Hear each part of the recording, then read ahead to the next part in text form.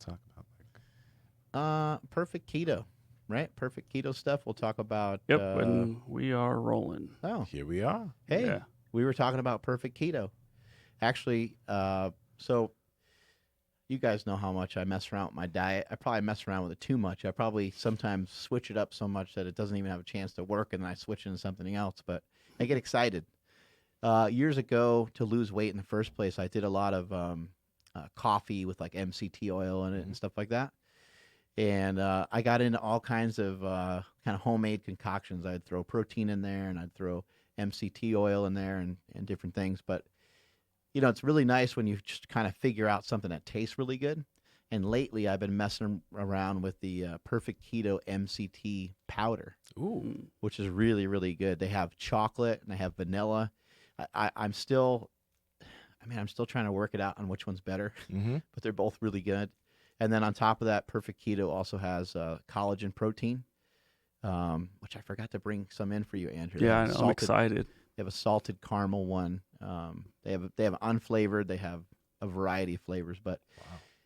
MCT oil, for people that don't know, is it's derived from coconut oil. I think coconut oil is like 60 or 70% made up of medium chain triglycerides, and they just turn into ketones a little bit faster than maybe an omega-3 or omega-6 or any other type of fat. So that's kind of the advantage of doing it. But also, when I've had these coffees that have fat in them, I've noticed that it makes fasting easier. And obviously it does, because it's not really fasting, right? It's like you're throwing in some food. So anyone that wants to try it, it's a great way to fast.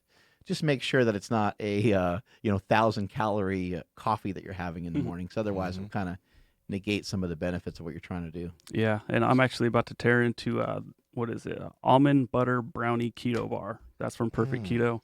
I'm pretty excited because I haven't tried this one. But if you guys want to give any of these products a go, you can head over to perfectketo.com/powerproject. Enter promo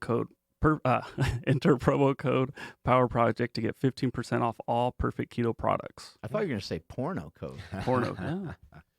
You've been messing around with the Piedmontese over there? Yeah. So, I mean, anybody that listens to this podcast, you guys know I got a really, really strong addiction to In-N-Out. Dude, I love going Not in. the first time we heard this. Yeah, I love going to get the Flying Dutchman. I mean, I obviously it's not the healthiest thing because I can't be, eating tons of cheese like that. But I finally found something I'm totally honest right here, is better than a Flying Dutchman. Oh. I had Piedmontese's 8515 hamburger patties. Yeah. Threw them on the grill, threw a bunch of sharp cheddar all over it. Dude, it lit my face on fire. I could not believe it. Yeah. I did get a little overzealous though, and I had 2 patties, and I'm like, man, this was kind of a lot. But I did the same thing for my fiance and my daughter. I gave them both 2 patties. Jasmine got through about like half of it. Same thing with Stephanie. I'm like, oh, is it not good? Like, what's going on here? And both of them were like, we can't breathe. It's just too much. So not only are they delicious, but like the servings that they give you are incredible. Like they're huge. Uh-huh. Yeah, and I can't, dude. It's so good. I gave some to Josh Settlage, not Settlegate, and same thing. He's just like, man, I can't put my finger on it, but this thing's delicious. I'm like, yeah, it's amazing. Yeah, like not greasy, just full of flavor. I'm so excited for those, dude. I hope I have some of those patties in the freezer. Yeah, you do. Yeah. I do? Yeah. Okay, good. So you had the pre-made patties that we had? Yeah, they're already like cut, ready to go. Oh, I'm excited, man. I'm excited for that. Yeah, I've had the patties as well, and I thought they were great. I realize this is an advertisement, so of course we're going to be excited about it. But this is really good meat. Yeah. I've been a meat eater for a very, very, very long time, and just down the street from my house is a market that carries all different kinds of meat. But it has Piedmontese. They started carrying that probably about a year ago, and before we even got into sort of any deal with them, I was already gravitating towards that, and I quickly noticed how lean a lot of the stuff was. So I was like, this has got to taste like garbage being this lean. I didn't realize it till I got home, and I was like looking at the New York strip that they had, and it had hardly any fat in it, and then also the ribeye had less fat than a normal ribeye, and I was like, this probably isn't going to taste that good. But I was wrong. It tastes great, and I don't know why the ground beef is like, amazing, but it just is. Yeah. It's really good. I can't wait for everybody to give it a try. Yeah, if you guys want to get in on the fun, head over to Piedmontese.com. That's PIEDMONTESE.com. Head over there, enter promo code Power Project at checkout, and that's somehow, I don't know how they're even making money on this, but they're going to give you 25% off all everything they got there, and then every order over $99 or more is going to get you free 2-day shipping. Woo! Oh. Damn. I'm hungry. Yeah. Kinda You hungry too. said something about In-N-Out Burger too, I think. Yeah. Are we gonna go? I mean, dude, I can still just cook up some more patties if you guys got some time. Mm. They're so like good, dude. We might need to have a grill over here. Actually, that's not a bad idea. Why don't we have a grill here at the gym? dangerous, Oh, I though. think we need it. We have everything but a grill. We'll We- get the grill and we'll get that red light, and you can just stand in front of the grill naked. Grill naked. Well, you'd have to be Perfect. careful. Don't know how I know this, but there was a company called like Savior Bacon Oh, because they wanted save you. your sausage. Yeah, so it was just like a device that covered your junk, so you can cook bacon naked. Oh, It that's was- great. It was That's- called Savior Bacon. Mm. Wait, what? I'll find it, but Well, what did they sell? Did they sell the covering? it was like a or- cover for your junk, so it was like kind of, an apron specifically for. I see. I Yeah. see. For the you, like, wiener? go out Yeah. and get a tan, but like you're okay. Mm. No, Makes it was sense. literally they said because like when you cook bacon, you know how like it You mentioned splashes. how you like roaming around naked, so Yeah. maybe we can get this for him. Mhm. Yeah. Like no, I'll We can usually chip in. Let's see what I can find. Nsima, what's going on with your taint lately? I didn't know we were going to talk about this. Anyway, so I'm really, really, really excited, and this ain't even an ad, Should people. I stand back? No, okay, all right. So for all my guys listening, I was a guy. I had 2 clippers, right? One for my head, one for my junk. But the clipper that I used on my junk, like I'd always be a little bit scared with it because every now and then I'd be going at it and just be like a nick and be like, God, not again, right? So I heard about this company called Manscaped, and you've probably heard of it. Like they were on Shark Tank. A lot of guys have heard of it, but I was on this guy Long Beach Griffey's page. He's this IG comedian. He had an ad for it. I'm like, that's a funny ad. Let me check it out. I purchased it, and I used it, and my God, Kind of life altering. it is life changing. I feel like a different man. He kind of walked in here. Did you notice that? He walked in here a little different Mhm. today, a little pep in his step. yeah, A little more man. aerodynamic. Yeah, a Yeah. little more aerodynamic is Wasn't perfect. so weighed down. Yeah. So, like, are you able to get like? I mean, this is gonna get weird, but like the whole like sack and everything. yes, you Because can. I've tried, and man, one nick, and you're just Oh, like, yes, like, you're well, s- I guess I don't have blood in my body because it's all there. guess I'm gonna die. Yeah. You think- right? No, like that's why I don't. I never even bothered. Like really, I try to sorry, get close, but yeah, but not so close. You can legit take this thing and just like, zzz, and you can just go and it's perfect. Genius. let me invention. see. And Just kidding. like seriously, man. No, it's- you it's will great. show Before me. and Never mind. after. Yeah. Yeah, man. And Do half. yeah, like I've never shaved. Okay, this is a little bit more Nsima. I'm sorry, people, but like I've never shaved my taint before, but because that's a sensitive area. Yeah, you gotta be careful down there. You got to be careful down there. And with this, Mm. you can shave without nicks. Now, you're gonna just have to keep up on it, otherwise you'll get like itchy or something. Down there, yeah, you know? yeah, we'll You see. might be kind We'll see. of wiggling around a lot. So that's from Manscaped. Manscaped. Okay. Yeah, this is not an ad. Yeah, they're not even a sponsor, This is but not an ad. It's just such a great product. I have to share it with all of you. And like the ladies that are listening, this is a great gift for your hubby. This is a great gift for your son. I'm serious. I'm serious. You give it to your like 10-year-old son. He's looking at it like, oh. Girlfriends, great gift for your Mhm. boyfriends. So So, that's there's the device. Oh, wow. Looks like boxing. looks like trunks. Yeah. Yeah. Hmm. Anyway, Interesting. I don't even know how I remembered. So there's a powerlifting meet going on today Yes, there here is. in Currently, Sacramento, and our boy Lil Smokey is lifting in it. He's gonna kill it. Yeah, I he's can't gonna wait to kill it. see what he gets in his bench. Yeah, he's been training, and I think that we're all always trying to just like do our best, and so sometimes we attach competition to it or some sort of challenge. I know it's really popular in the fitness community to go into like a bodybuilding show, set up a photo shoot. Mhm. I've heard of people doing that many times before, but nothing really puts the pressure on quite like a competition, because it's like, this is what I have to do this set of stuff to get to this competition and to perform well. And the idea is that you're going to perform better than you did last time. Yeah. And there's really a lot of times, I never really had this approach myself, although it was something I was always thinking about. A lot of people won't even compete unless they think they can do better.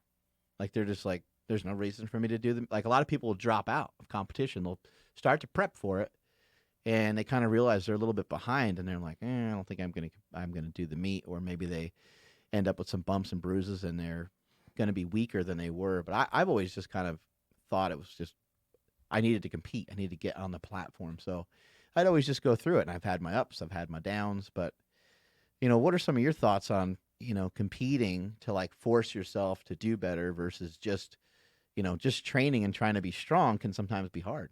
Yeah. That's the thing for me. Like, I've personally always found that like competition brings out the best in me, because like even for powerlifting, I was my strongest when I was getting ready for that specific competition. Like, I never hit anything close to 755 in terms of my deadlift. I never hit anything close to that 630 squat, or the same thing for my bench. And it was because like I was doing everything to get myself ready for competition. So it made me my strongest. For jiu-jitsu, when preparing for competition, it made me try to, like, even my first competitions, it made me focus in and really dive in and get better, and it increased my training frequency. And after that jiu-jitsu competition, I kept that increased frequency, because then it drove me to be like, okay, I want to do better and better, because I want to compete and continue to like improve. So it pushed me to that level.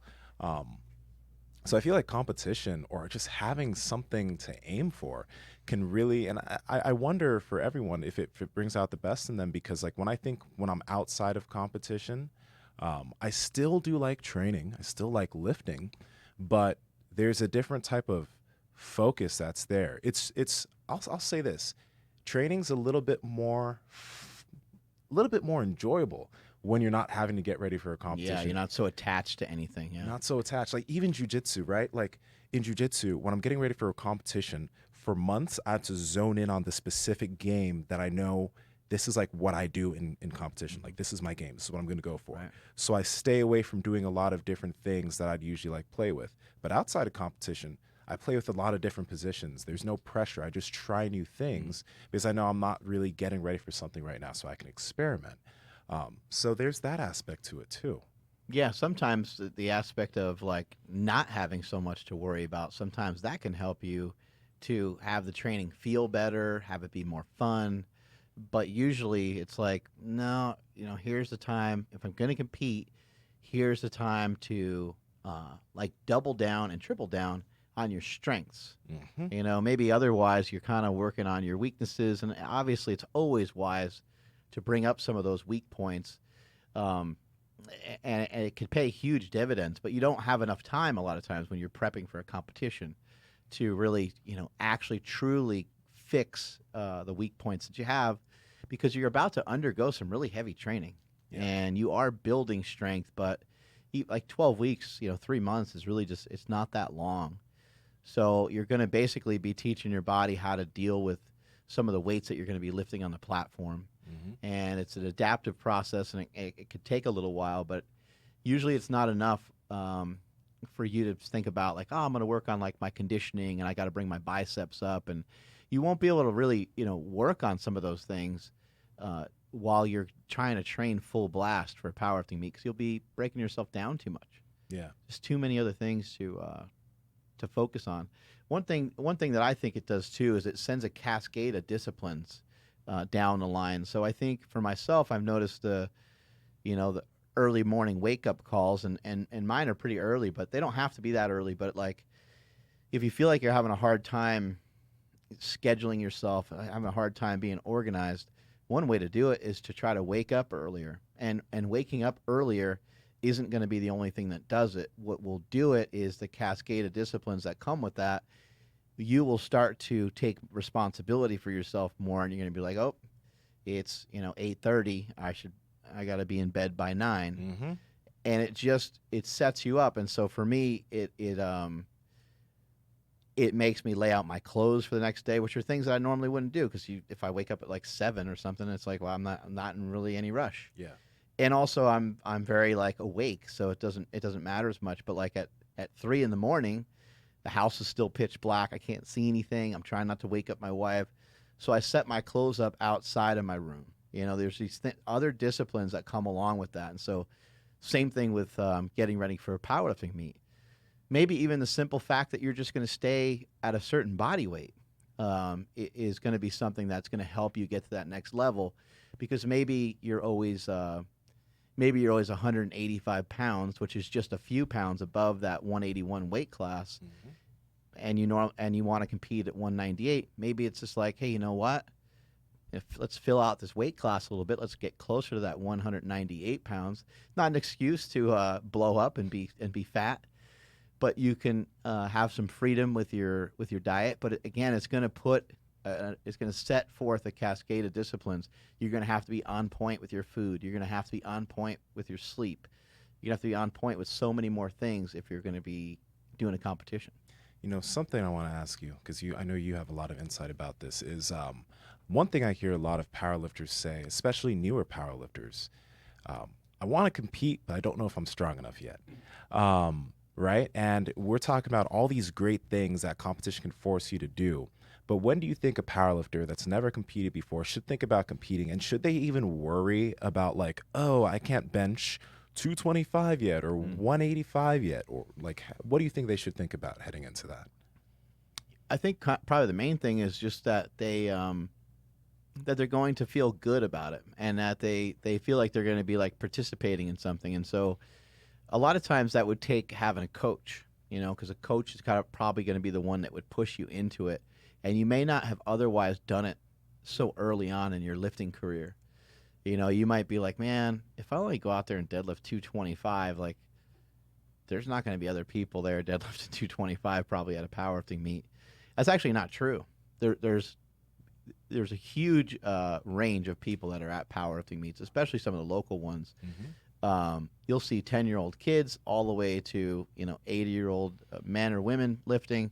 There's a huge range of people lifting at the competition, and so having anxiety over like the actual number that you perform, no one's really going to care. No one's really going to notice, like I can't even imagine a scenario where someone's like, "Oh man, I can't believe how like light a weight that guy lifted. What a pussy," or whatever. Like, Yeah. it's just not going to happen. People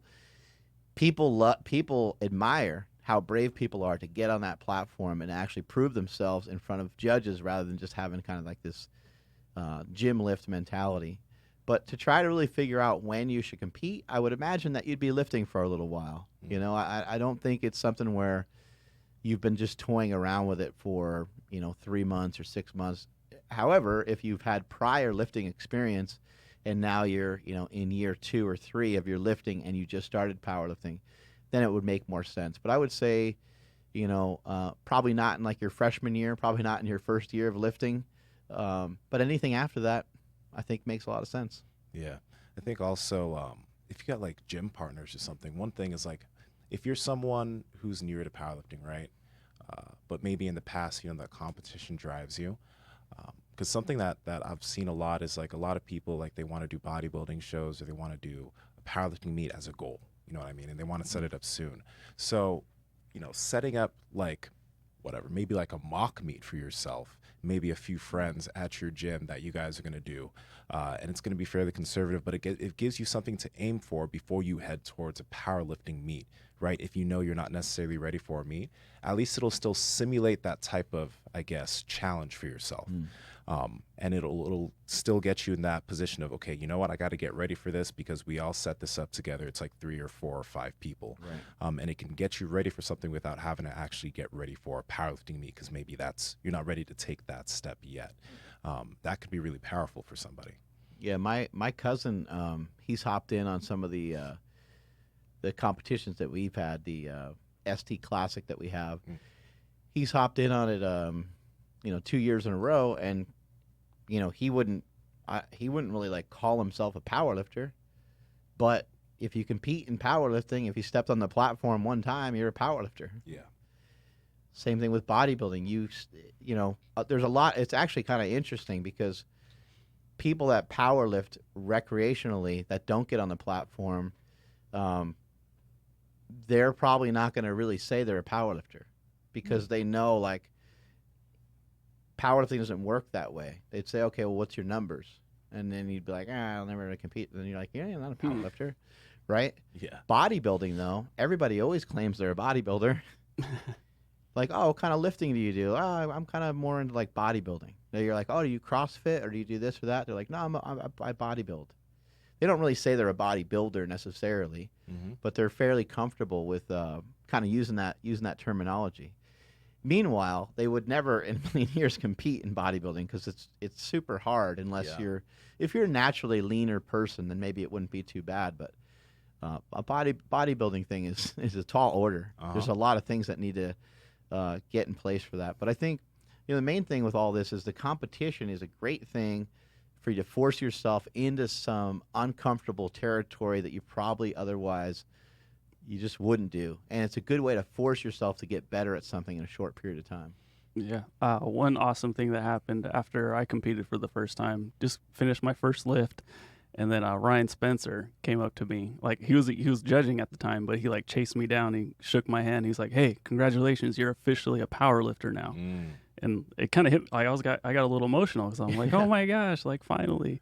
But also another thing is like if you do have a good coach or even a training partner, but getting somebody who's going to be your handler, that really, like Mark saying that he was going to help me out at the powerlifting meet, I was like, okay, so even if I have zero experience, I even if I don't know where I'm supposed to be, he's going to know what I should be doing. He's going to know like when I should start warming up and when, because I didn't know when I was supposed to do all that. But by having somebody there to take care of like the thinking part and stuff, it was huge. It was such a big help. That's a great point. You think about, someone's like, hey man, why don't you run this like 5K? You're like, man, that's the last thing I want to do. Come on, dude. It's for a charity. Yeah. Let's and then they finally end it with, dude, I'm just gonna do it with you. Like if you're gonna walk or run or like whatever combination of stuff, let's just grab a couple of us and let's just go do it. It's way different, right? It's like a way different thing. You got someone kind of guiding you through something, and I think that you kind of need that encouragement in competition. It's nice to have somebody by your side, and especially with the lifting part of it, it's like you're not really sure. Like even though you could be told a million times what's supposed to happen, it always feels and looks so much different than what you pictured in your head. And to have someone there, kind of picking your attempts for you and stuff can really help. Yeah, that was huge because again, and then just everything when you're supposed to even tell them. I didn't know anything, so it was huge having somebody there for me. How would you say? Because when people start competing, they do their first competition. Some people get like competition fever, like they'll do their first one, and this is I think physique athletes, it's even tougher, but they do that first competition and then a few months later they find the closest competition because they want to hold on to that feeling. So I like powerlifters tell me about this quite a bit. Like, they get excited to hit the platform. So they find another meet, 6 weeks later, 8 weeks later, and then they find another meet, but it doesn't give them much time to like develop. So what do you think like is a good time range for a lot of people if you're going to give like a general idea? Yeah, I do think a newer lifter that has just started powerlifting, I think they should be getting on the platform fairly frequently. But that, frequency could be 2, 3, and maybe 4 times a year. So that's still not that's not crazy, but I don't think there's really a good reason to do much more than that. Okay. I do think that something that's helped me a lot was to do bench only meets as well. Some people, they're kind of frowned upon sometimes, but bench only meets are just going into a meet. For some reason, you can't really just go to a meet and squat. I'm not sure why, but like you can bench or you can bench and deadlift, but otherwise you're doing all three, I guess. Just weird. It's a weird thing. Yeah. But what I've noticed from doing the bench only meets was that I built my bench up a lot, and I was able to really learn. And this is also geared powerlifting that I'm talking about. So the geared powerlifting was just so much different. But a bench only contest, really, it's you can just do it while you're training. Like it doesn't.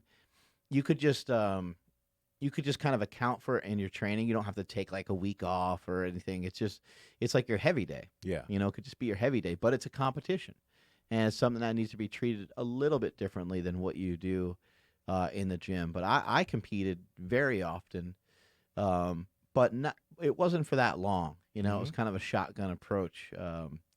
I want to say I competed like about 8 times in the course of about 8 months, maybe. Like Whoa. I competed a lot. And you said some of those were bench only, right? Some of them were bench only. Yeah. Okay.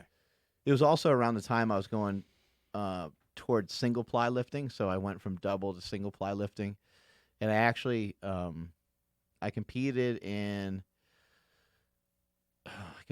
like around December, like early December. I competed 1 week and did my first 2,500 pound total in multiply gear, and then the next week I competed in single ply gear, and I did an 810 bench, which was the biggest bench in single ply gear at the time for a full meet powerlifter. I broke the USPF record, the all-time record, and what's really cool about that is that the record's still there, and it'll probably never be broken because people don't really compete in the USPF anymore because the USPF split off and basically turned into the USPA, and so there's a lot less people in the USPF. It's like on the East Coast, but it's really rare. Yeah. And people don't lift in powerlifting gear anymore. So it meant a lot to me because that was Ed Cohn had records in the USPF, and some of the people I admired growing up had records there. And so I always thought that was cool. I had the all-time bench record, and I had the total record in the 308 weight class. But and then I think maybe about a month later I competed again. And what that did is it really prepped me. It really prepared me. It was like, a lot of fighters talk about going into like a camp. It almost felt like a camp because I was like always prepping and always getting ready for something. Yeah. And I had to be like super sharp, like these fighters, when they have these camps, they'll bring in other high level fighters. And that's kind of what it felt like to me. It was like, each competition that I was at, it's like people were kind of gunning for me, and I had to try to do better, and I had to up my game. And I didn't have a ton of time to plan some strategy, but I did have some time in between the competitions. So like the two I'm mentioning, like they were back to back. But the next competition that I competed in after I broke some of those records in single ply was the Los Angeles Fit Expo. So there was like 4 to 6 weeks in there, and that was fun. And I competed at it the year before at the Los Angeles Fit Expo and did a bench only meet, and I think I did my first 800 pound bench. Mm-hmm. I can't remember all the different shit and how it happened, but I did an 800 pound bench. My brother Mike was there with me, and that was really cool, and that was really special to me. And the next year he died. So when I broke the all-time record in the USPF, my brother died like the next morning. That's when I got the phone call from my dad, and it was horrific, And so what I remember was, I went to the gym on Sunday because I'm a meathead. I competed on Saturday, went to the gym on Sunday, and I'm like dead. My eyes are bloodshot, and I still lifted. I always thought that was important to like just go, like just get yourself back in the gym, just kind of so you can say you did it, just from like a mental standpoint. And then my brother, died, and I was like, I don't know, I just didn't feel like I knew what was going on. I was like, this is crazy. Like, it didn't really sink in, didn't really hit me. Yeah. And I remember, reaching out to my buddy Jesse Burdick, and we got in some conversation, and it wasn't more than just a few minutes later that we were talking about the gym, and it wasn't like we were planning strategy for like when I'm going to compete next. But he was like, dude, he goes, do me a favor, get around some friends, and get around some friends that are smart. Don't drink, don't, he's like, this is a tough time, and a drink can turn into many drinks. And my brother had a drug and alcohol addiction and stuff. So I was like, no, man, I think I'm clear-headed enough. I'm not I'm not looking to like, drown my sorrows or anything. I feel okay. I'll get around some friends. I'll take your advice. He's like, but don't train. And I was like, oh, okay. He's like, no, no, no. He's like, just promise me that you won't go to the gym. Wow. Okay, I won't go to the gym. He's like, dude, he goes, you're going to go in there and you're going to fuck yourself up because your mind's going to be in other places, And he goes, give yourself just a couple days off and then you can kind of get back. You can get back to it. And so that's what I did. I took, I don't know, 5 days off. And of course, after the 5th day, I'm like itching to get back in there. And I go back in there, and sure enough, my mind's in other places. And I go to do a deadlift, and I tear my bicep. Oh, and before I did that, I had a conversation with Jesse. I said, you know what? I think I'm going to do the Los Angeles Fit Expo. It's supposed to be a lot bigger this year, and I would love to dedicate that meet to my brother. Gives me something to do. He goes, you know what? I think that's a great plan. It gives you, keeps your mind off things and gives you something else to do. And here's some footage of it here. And so, I went back into the gym, was all fired up, and went to pull a 765 rack pull. And I did like 2 reps with it. I was just cruising. I was going nuts with the weight on that particular day. And as I went to do like a 3rd rep, the weight got out in front of me a little bit, and I tore my bicep. And you can see I have like a thing on my elbow there because my bicep was all jacked up. Yeah. So I did all the training for the competition, and I wasn't able to even deadlift at all. And, I think the heaviest deadlift I picked up was about 405, and that was about a week out from the competition. And I was like, yeah, I think I'm good to go. And so the preparation, or not preparation, but the decision I made was just to say, I said, screw it. My bench is strong, my squat is strong. And I was like, I'll just hope for the best on game day and hope that there's some possible way that I can do a deadlift at the end of the meet to be able to win. And so I ended up with just a cheap opening attempt deadlift, and then moved on to like a 715 or something deadlift, and that actually won the meet. But what really won the meet was when I went to bench, which you'll probably see here in a minute.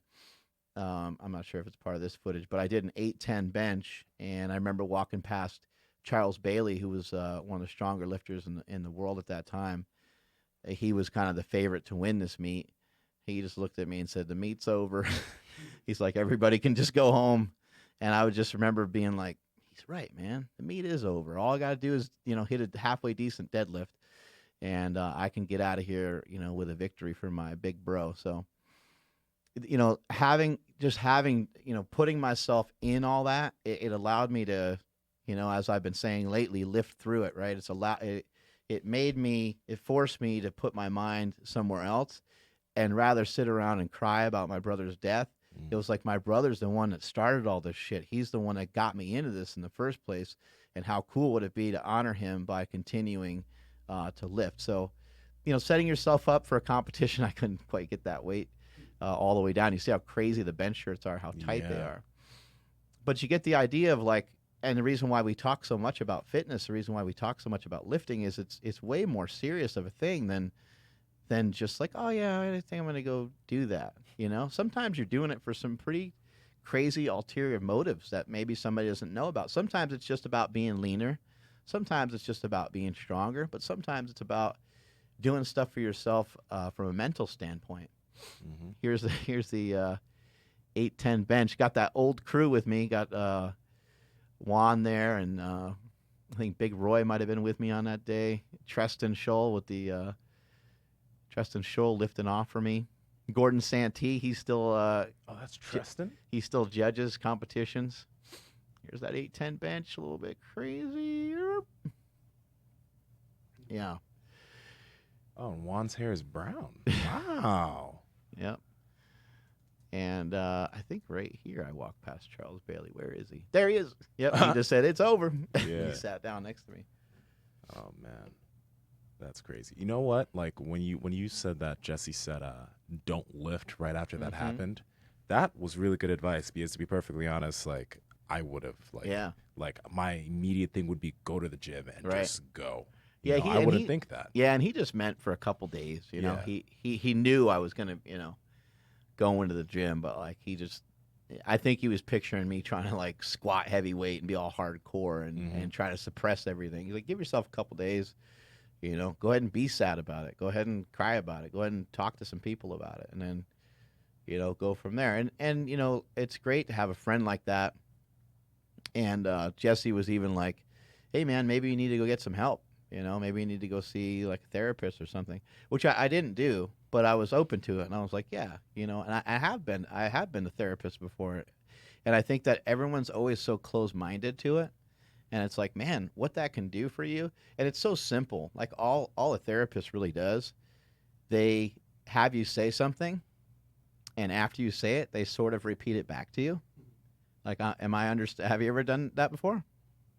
I've gone to a therapist. Yeah. No, I have not, Yeah. but I know what you're talking Yeah, about. so all they'll really do is they'll just repeat what you said. Like if let's say you had a problem with somebody in here, and you're like, man, I don't know what this is. This is really stressing me out. Like it's issue with this person, right? And you get with a therapist, they'll say, okay, Nsima, you're upset with this person. You feel that they're cocky, and you feel that every time you come into the gym, you feel that they're disrespectful to you.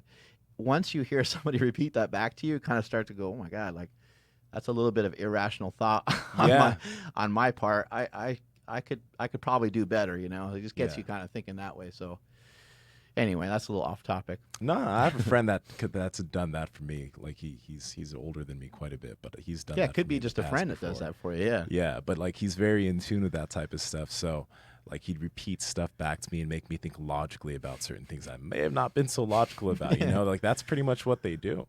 Yeah, it gets you to kind of look at something from a different perspective, right? Yeah. For all the people that are listening to this that have never competed before, I know that they're probably going to want to go compete now. But one thing that I think is super important too is making sure you'll set that meet up and you have that goal and now you're driven towards it and you're amped up and you're training towards it and everything's in line. But you got to try and set up a goal afterwards. And it doesn't need to be like you need to set up another meet like right after that, but like have an idea of what you're going to do after, because those post-meet blues can hit hard, like especially right after and all that excitement's gone and you don't know what's coming next. A lot of people just kind of fall off in terms of training because like they hit their high and now it's going down and then they just don't feel it anymore. You have to learn to feel good about all of it and learn that there's ups and downs in life and like it sucks because you go from like squatting like 600 and then 500 feels heavy. You're like, I don't really understand, what happened. It wasn't that long ago. Sometimes it's only like 3 weeks. Some of it's just mental too. You probably could get under a big weight again, but it's the training. You trained a very specific way to get a very specific result, and you're not doing that anymore. It would be too time consuming to try to do it forever, and then plus your body would just kind of wear out at some point. That's the way peaking and getting prepped for a competition works. You're gonna be at your best, or at least theoretically be at your best for that particular day. And sometimes it's only for like a select few hours, especially when it comes to like bodybuilding. Yeah.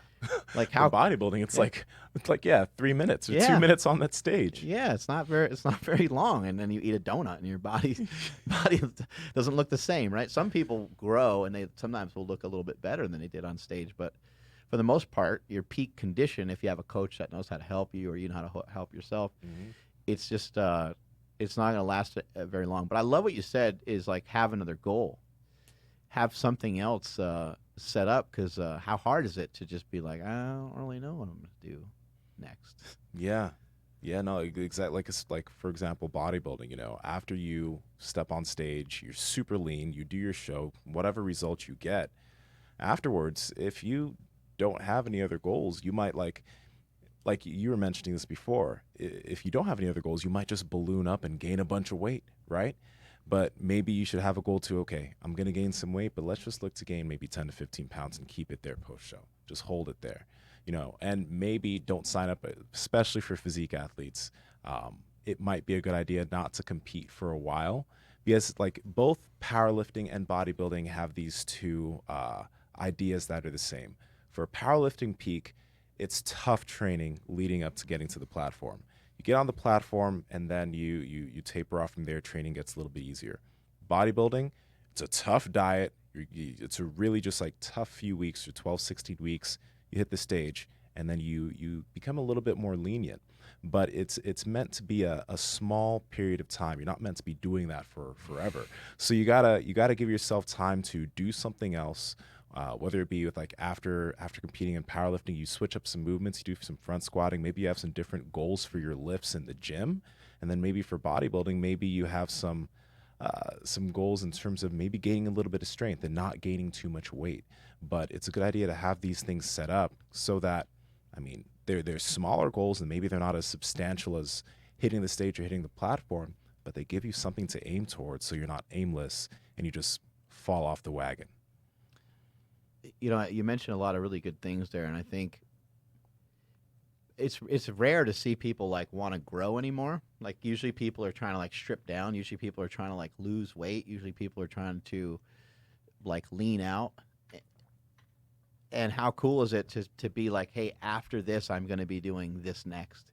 And I think for powerlifter, in a lot of cases, it would be good after a competition is over to start to think about the weight class that you're going to be in next. Or even if you're not, even if you know you're not going to compete for a while, how about just using that for motivation? Let's say you're 275 and you're just tired of being that big. You don't want to be that big anymore.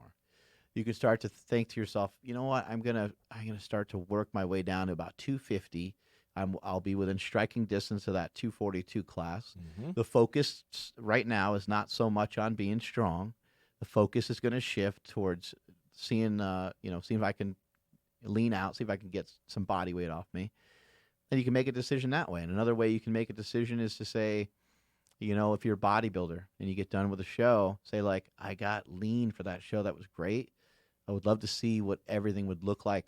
Imagine if I went to that show next year with an extra 5 pounds of muscle on me. And that's where you would, bulk up. Again, not an excuse. And if you're a powerlifter and you're going, if you're trying to gain weight towards a certain weight class, it's not an excuse to, really fatten up. It does give you more freedom in your diet, which can be nice. Maybe you can have some drinks here and there. Maybe you can have a little bit more freedom. However, this is a time to still keep some discipline in there and just work on getting bigger. Yeah. The dreamer's bulk, that's what people call it. The bulking and just getting that big is actually really detrimental. I think there's been a lot of research done. Like after you get to a certain set point in terms of your body fat, every new pound gained, a majority of that is going to be fat versus being muscle. So there's really no reason for even doing like a really, I guess, just intense bulk. But like it is possible to bulk while still, you don't need to like maintain your six pack or anything, but maintaining some level of leanness. And what I do actually like about what you mentioned in terms of powerlifting and going down a weight class is you don't have to be like, yeah, weight moves weight, but you don't have to be really, really overweight to be strong.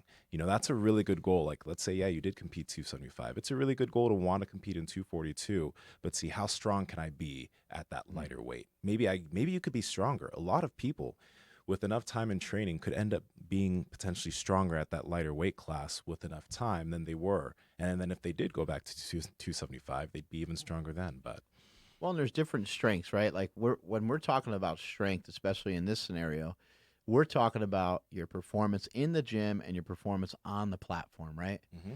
But what if you did make a decision to drop some lbs as a powerlifter and you competed at 275 for a long time, and now you're in a 220 class? It's like, okay, it's obvious that you probably aren't still lifting the same weights, but maybe you're able to do a lot of other stuff. Yeah. So like to me, that's like that still counts as strength. And you can look at movements that are easier to see strength in, like push-ups and dips and pull-ups and these weighted exercises or body weight exercises. Obviously, you're going to rock them out pretty good when you've lost a significant amount of weight. Running, jumping, all those kinds of things are going to be easier. But just maybe your day-to-day feels better. Maybe you just feel better. So it's like, when I see those comments sometimes on my Instagram and people are like, man, doesn't it feel, different to be, not as strong and you're weaker now. Like you're not, and it's weird because I'm like, man, I feel so strong. Like I Mhm. can't even express to you. Like I feel way stronger than I've ever felt before. Yeah. And I'm not talking about like the actual lifting of the weights, but just in general. My energy every day. I always feel like I have really good energy. It's really rare for me to be, although I will occasionally get tired here and there, but it's like that might happen. I might be tired like once a month for like 2 hours. Yeah. Yeah. Yeah. Most part, I got a lot of energy. I feel really good. I feel powerful. I feel like if I needed to like sprint, I could. I mean, I don't know if I'm gonna be very fast, but I feel healthy. I feel really good. So there's kind of some different levels of strength, and I think some of the big boys out there that are thinking about dropping weight, that are so worried about the strength, don't really worry about the strength too much. Your actual like bench, your actual squat, your actual deadlift, it's definitely possible that they go down, especially if you lose 20 pounds, 40 pounds, start to really lose a lot of weight. Odds of them going down are pretty good. Uh, the chances of you being able to regain some strength in those exercises is also really good. And then the chances that you're just going to feel better in general and be able to perform day-to-day tasks better, Mhm. that's going to be increased a lot. You know, Quality of life would just be better. that's what I'm curious to ask you about, because like versus like when you were 330, you know, you mentioned your energy levels, etc., but the way you feel, like your joints and all that type of stuff. I know there's a general amount of like you're going to get a little bit beat up with training, especially when you're getting ready for a meet. Yeah. And especially being a powerlifter in general. But how much of that do you think is actually like an excuse, or you're just saying, oh, you know, this is just, I'm a powerlifter. I feel this is just how we feel. My lower back's a little bit like this. My knees are like this. Do you think that that's just that is part of it, or should you be feeling pretty good? Like, yeah, maybe Yeah. a little bit, but should you be feeling pretty good majority of the time while being a powerlifter? I think that like that should be the goal, Yeah. right? Oh, it certainly should be. I think it's a forgotten element of fitness altogether, not just in powerlifting, but fitness should make you feel good. Yeah. And it should make you feel better. And that's been a big goal of mine more recently, because I really like training a lot. And a lot of times I have a tendency to overdo it or do some shit that doesn't make sense. And I know it doesn't make sense, but still I sometimes want to do it. But now I have more of a mindset of like, I'm not doing something unless I think it's going to make me feel better. So I like won't even do it. The other day, you know, I did like 15 sets of squats, but it was just because everything was feeling so good. And I started off super light. When I'm talking about 15 sets, I started counting my sets with 2 plates, because I did 3 sets with 2 plates and 3 sets with 275 and 3 sets with 3 plates and so on. And I just really took my time to like warm up. I really took my time to kind of get in the groove for the day. And it felt awesome. But I've been powerlifting for 30 years and my knees don't hurt. My elbows don't hurt. My shoulders don't hurt. Yeah. I can do all the powerlifting movements. You know, I feel awesome. And so I think another thing that people are missing out on big time, and there's so much to do with recovery nowadays. We got the red light. We got we know how important we know how important sleep is. We know how important just kind of self-care, like, you know, maybe like a hot tub or a sauna, cold showers. There's a lot of therapies. There's a lot of supplements that are geared towards recovery, branched chain amino acids, and there's a lot of stuff that people do to recover. And it's like, man, we could really save a lot of time, and we could probably save a lot of effort if you just fucking trained better. Yeah. Like if you were just a little smarter with your training, if you just, you know, Ben Smith, he's been to the CrossFit Games 10 or 11 years in a row, something just ridiculous. Really, really high level athlete, and somebody I hold in high regard. He said right when he's training, even though something might be like programmed, something might be in there for him to do, he says right when he's about to be like, you know, I could go a little bit more, I could do a little bit more, he leaves the gym. That's, oh, dude. How strong is that discipline? Like, people forget, man, that's a discipline. That's a discipline to stop yourself cold when you know full well that that's the next move that you want to make. And that's huge. And I have said this so many times, and I think people tune it out because it's not fancy. But I think I've said before, some of the strongest things I've ever seen people in here do is lower the weight. take that 45 off and put a 25 on. Take the 25 off, put a 10 on. Anytime it's sketchy, anytime it's iffy, Nsima, you want a 10 or a 25, and you go, 10. Put the 10 on. No more discussion. Put the 10 on, lock the collars in, can't change it. The weight's on there. Be smart. You know, back in when you were like, you know, heavier or whatever, right? Fatter. We can Fatter. say that. What? Okay. Obviously, maybe you would have changed that. What do you think you would have maybe adjusted to still allow yourself to reach that level? Because obviously, like all the feats that you've done in powerlifting, what do you think you could have done to be able to do those better? Like and still maybe achieve what you were talking about right now in terms of feeling good. What do you think would have needed to be changed? Yeah, so like, I had some levels of pain back then, with certain things. Like I remember my elbow would flare up here and there. I know, fuck your elbow. My knee would flare up here and there, but I really do think that it was part of it. I also learned over a period of time, and I heard a lot of the powerlifters saying all the things that you were talking about in terms of, I'm getting ready for a powerlifting meet. I know things are going to be great. Because I'm super beat up, right? I got to a point where I never felt that anymore. I got to a point where I learned, like, no, that's not a good way to do it. And what I started doing is I started cutting out. I did a crazy amount of accessory work when I was in like the off season, which I really didn't have one because I competed fairly often. But when I just didn't have a contest in sight, I did a lot of assistance exercises. And then as soon as it was like kind of like game time to do a powerlifting meet, I cut out almost all of them, because what is negatively impacting your elbow? Everything, right? Every movement. Yeah. A bench, a squat, and deadlift, they're all negatively impacting like your shoulder integrity, your elbow joint, your wrist. And then let's just dive into it even deeper. What about a seated row?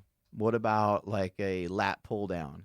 What about a tricep push down? What about, right? We can curl, right? They can look at any exercise, and now we're like, oh shit, well, they all start to negatively impact. So I would get done with the main movement, and I would grab like 20-pound dumbbells, and I would do like lateral raises and curls, really, really lightweight, something that I know that's not going to negatively impact my joints. And that's the way I did a lot of stuff back then. So I did a really good job when it came to that stuff.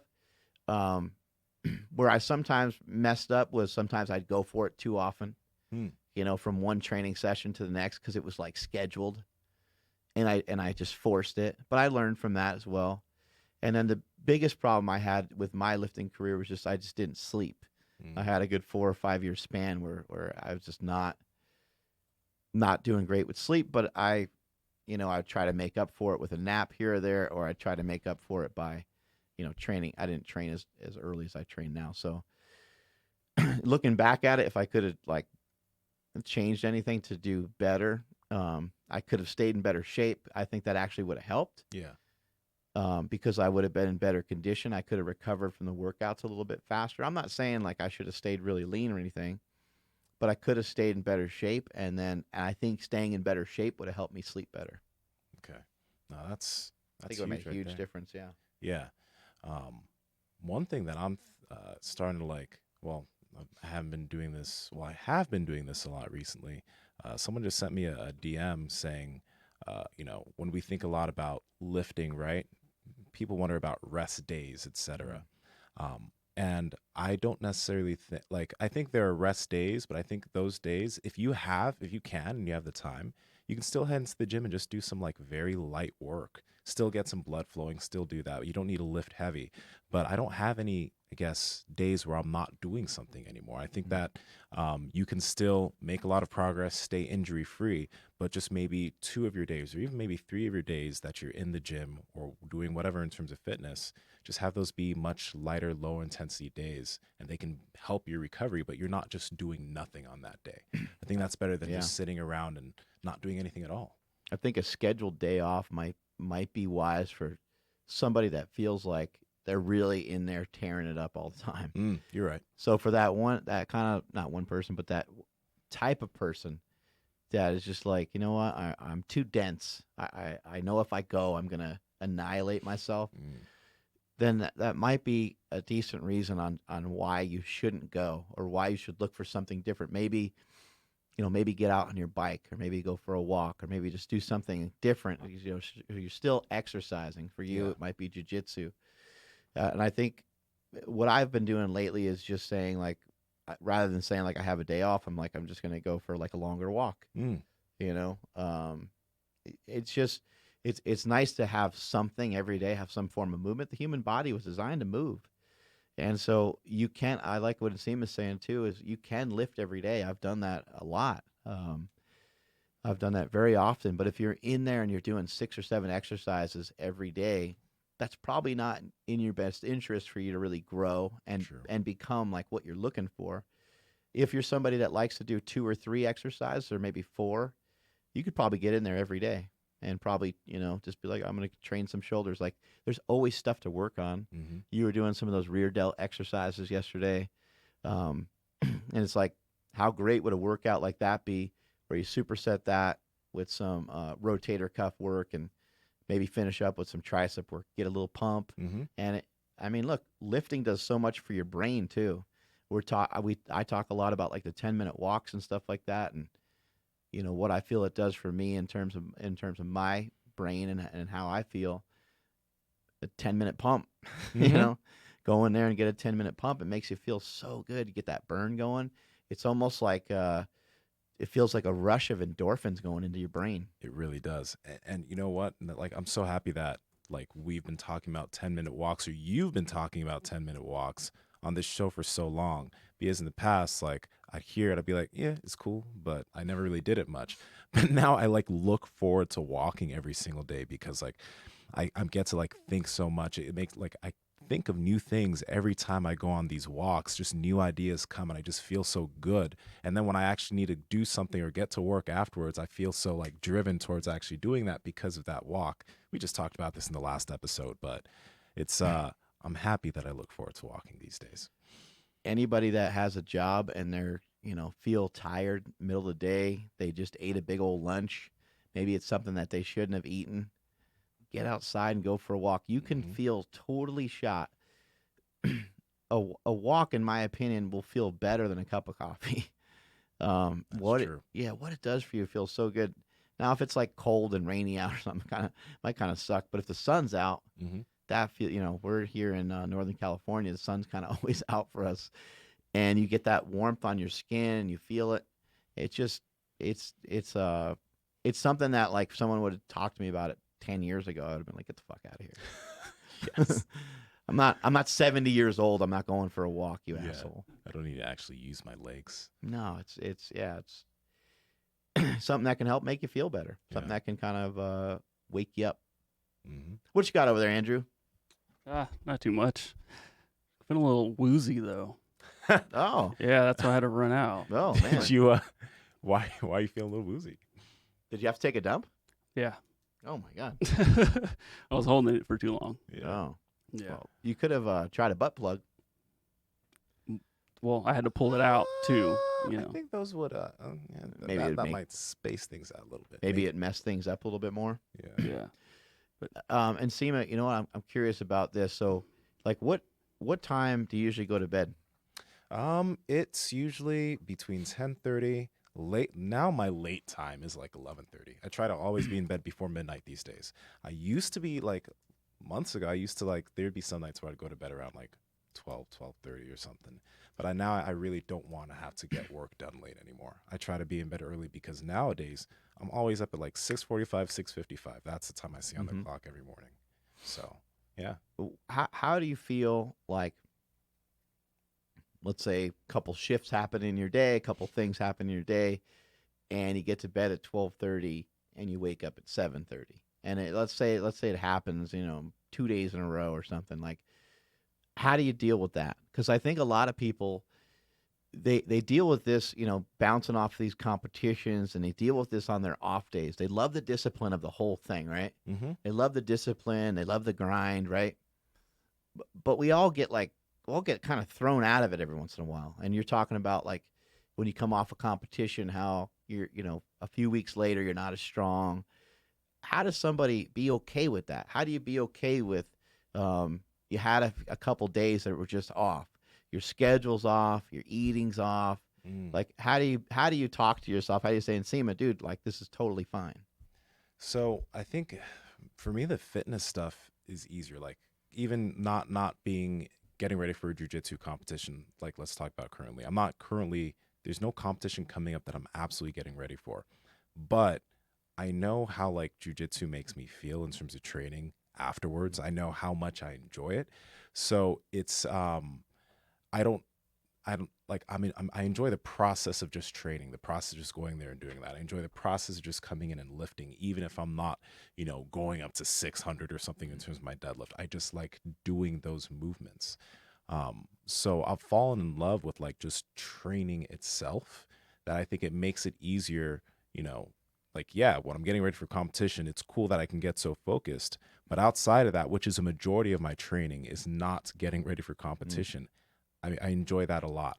So I don't know if that answers your question. Your question was like, if you fall off, how do you get back on the horse? Um, I know for food, like if it's something like where maybe I didn't eat something great the day before, or let's like the other day, I think we went to Trader Joe's and we had some of those maple cookies or something. Mm. Yeah, they're pretty damn sugary. But like what happens with me when I have something sugary is that I start to crave more sugary things. Mm. I literally just try to get back to where I was the Right. next day. Like I know that happened. I don't think too much about it. I just So try to. you don't get too like down about it. I don't get down about it because I know that like literally things happen every single day. Some things that aren't ideal. It doesn't really make much sense for me to dwell on that or let it try or let it spiral. That would be the worst thing, to just let things get worse and worse. So just go back on what I was doing before, because what I was doing before was working. I felt good. Let's just keep it Right. going. But yeah, dwelling on it, I try not to dwell on it at all. Yeah, I think that's my main point too. Is I think you just have to kind of like ride some things out and kind of recognize there's a time and place for everything. There should be a time and place for you to have some cookies, Mm-hmm. and there should be a time and place for your squat to not be as strong as it normally is, and there should be a time and place for your squat to come back. There should be a time and place for you to be kicking ass on pull-ups. There should be a time and place where it's maybe not as good. I think it's okay, and you just need to be okay with it. Because I have a lot of friends that we do these early morning workouts, and some of them get super excited, and I think they want to try to do them every day. And I'm like, look, man, like I understand why, because now you're on the other side of it, and you love the discipline of it. And I've Mm-hmm. mentioned those kind of cascade of disciplines that happen, once you start training that early. But let's just use it as a thing like that's cool for us to do here and there, and it toughens us up. But if we do it every day, we're gonna be dying, and we're Yeah. gonna be making. I have a family, Sean, who works out with me in the morning too. He's got kids, and it's like kind of sucks to your family if you're in bed by 7 p.m. all the time, and Mm-hmm. it just it can infiltrate a lot of other aspects of your life. So it's like, well, there's no reason to be that regimented all the time on everything. So we come in 2 or 3 days a week early. The other days, still on the weekend, we're here at like 7:30, which is pretty early for some people on the weekend. So, Yeah. but it's a matter of like, just being okay with some of it. You're going to be strong sometimes.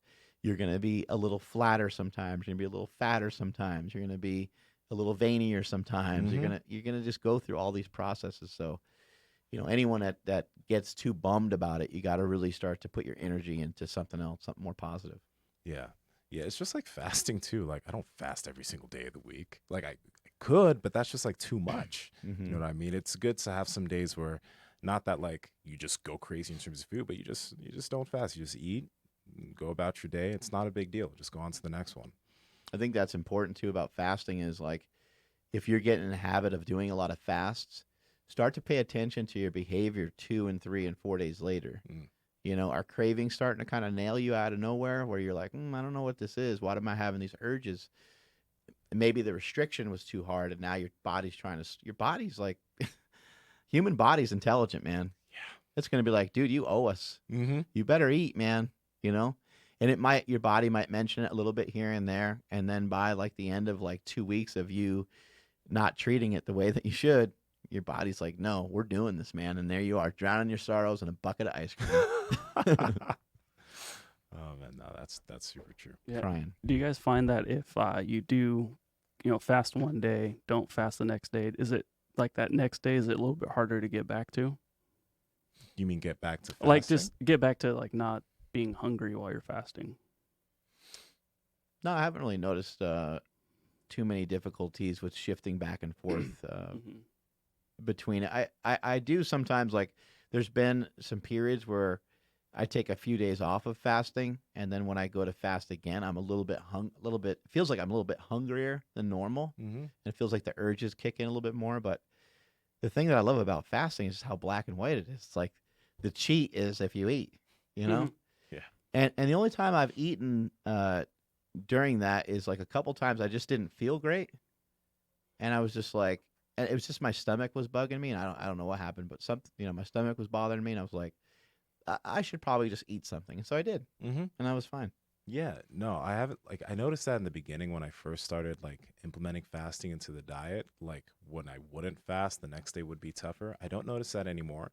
And the really cool thing that I've found is that, like, on the days that I choose to eat, it's because, okay, like my body feels like, okay, dude, you should just eat something today. Just eat something throughout this day. And it just feels better to do that. And then there are some days where I just don't feel like I need to do that at all. So you're right. The body is super intelligent. Like, it's not even that I make the choice the next day I'm going to eat. It's like I wake up, I'm like, good idea, eat today. It's just like, you should. It's something you need to do. So yeah, the body just knows, like, you just know what you got to do. While we're on this topic of fasting, this guy said, Mark, I saw your post back in May about how Americans eat way too much. They eat way too often.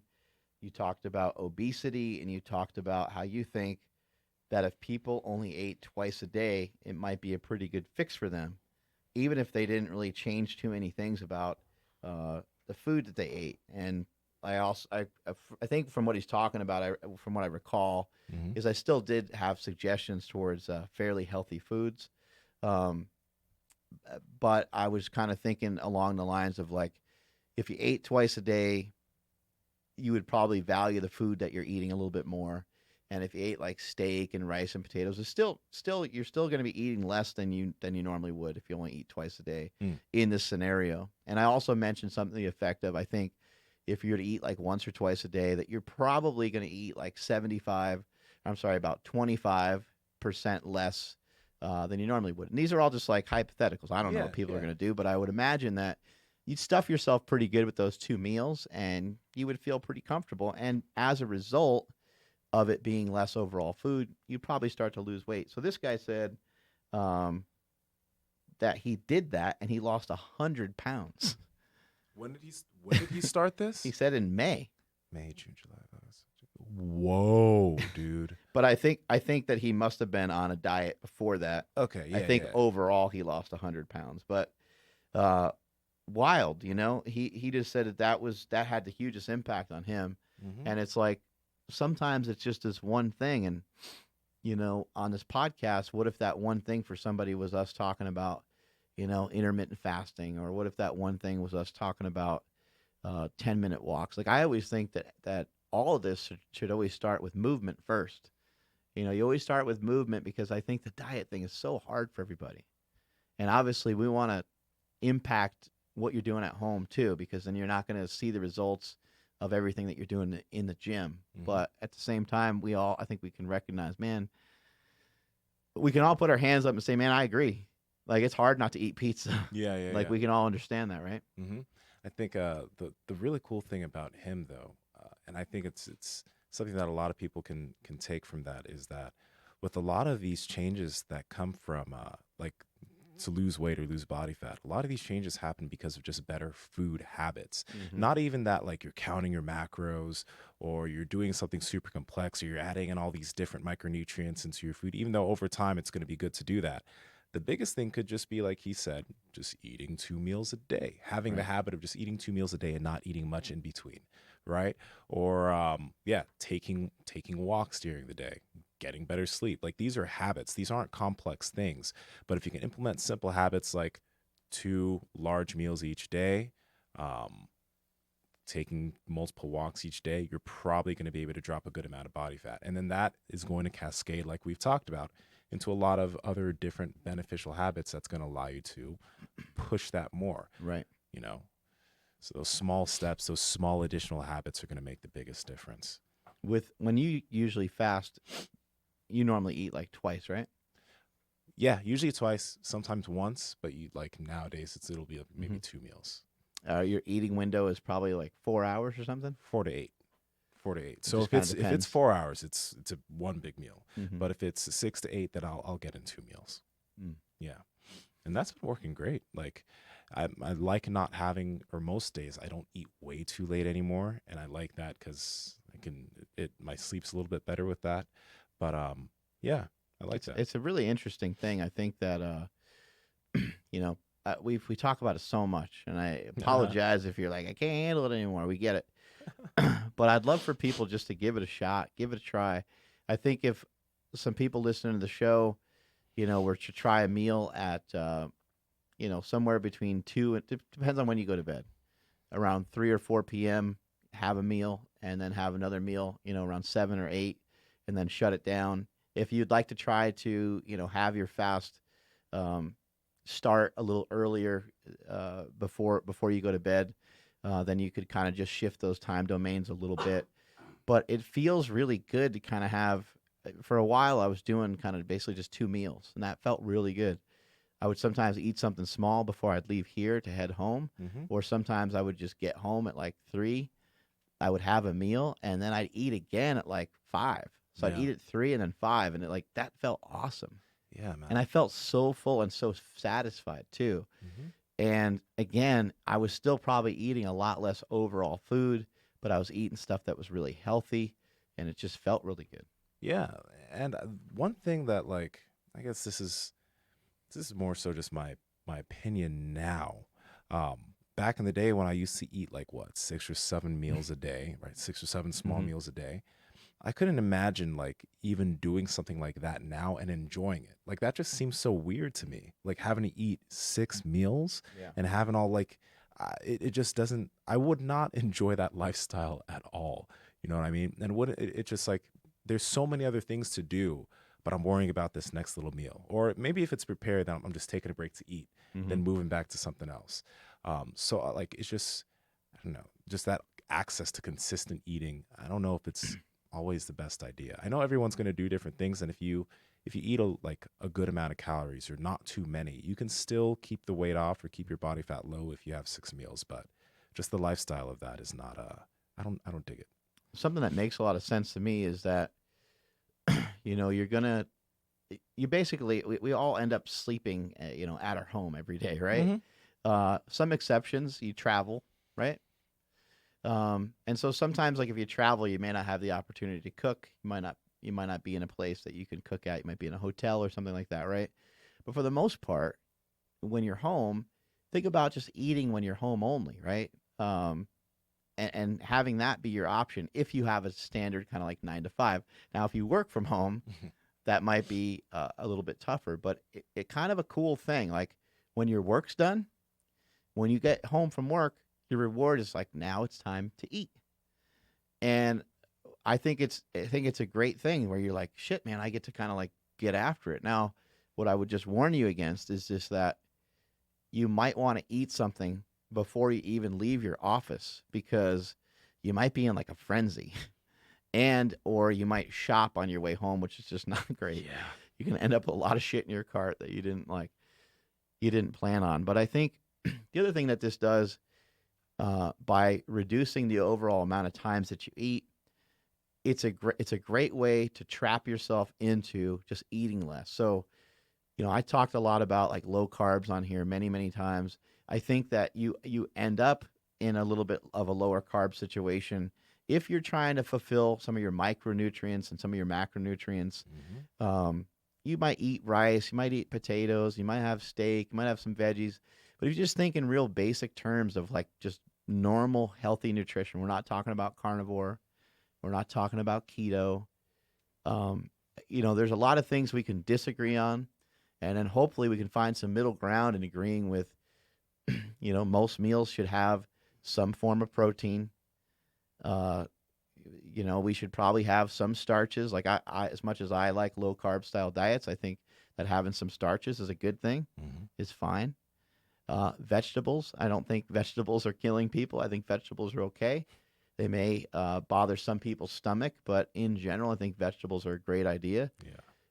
And some fruit. So it's like the diet that you laid out the other day where you were like, yeah, I eat like meat, I eat potatoes, and the stuff that you mentioned, I was like, yeah, that all sounds extremely healthy. It's all stuff that kind of like comes from the earth, comes from this planet. Mm-hmm. And if you get to chow down on that when you get home from work, it's actually kind of awesome. It's super satisfying. It's super satisfying, but that's the thing. You should Tastes also, good. It does. But you should have a plan for that. You should have a plan for that meal that you're going to have. And I think it's also super easy though, to have a plan for that if it's only like 1 or 2 meals. I think one reason why a lot of people find that this so difficult, or eating so difficult, or getting a good eating schedule, is because they're thinking of so many different meals that they need to make. Okay, so then, or maybe they'll prep. Man, that's stressful. Yeah, maybe they'll prep the same meal for all 6 meals to make it easy.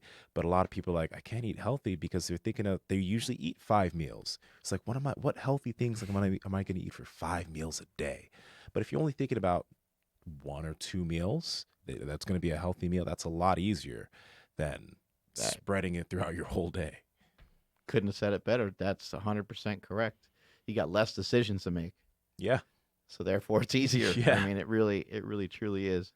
And again, like, I just love the fact that you get to kind of stuff yourself. Normally in most diet situations, and especially with the 6 meals a day type of deal, it's you're kind of eating throughout the day.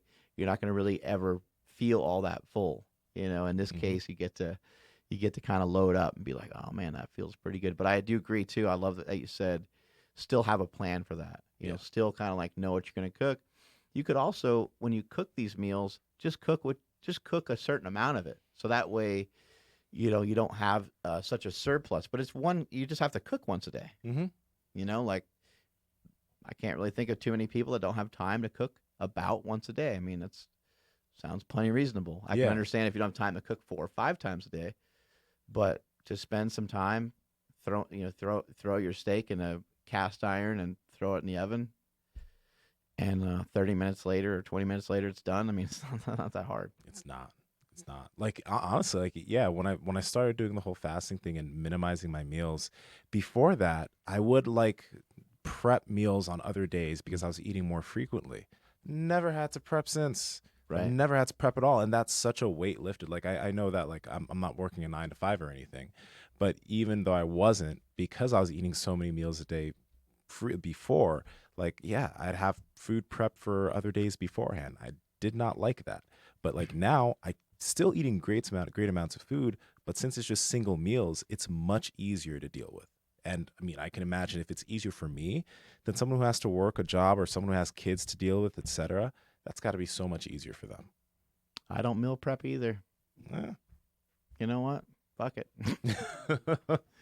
It does make everything a lot easier. You're not carrying around all the food and stuff. And meal prepping is great because you do have the food right there, and it makes you think, like, that's my option. Yeah. And it could save people some time and some money. Yeah.